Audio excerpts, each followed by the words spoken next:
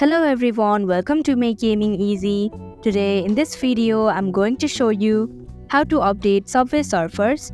So without any further ado, let's get started. First of all, open Play Store application.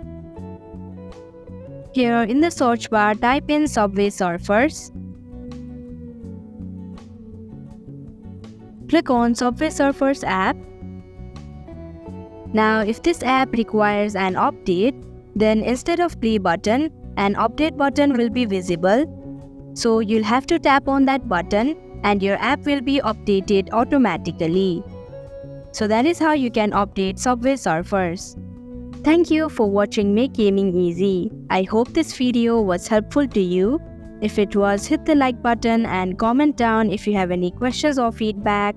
Also, if you are new to our channel, subscribe and hit the bell icon so that you don't miss our upcoming videos.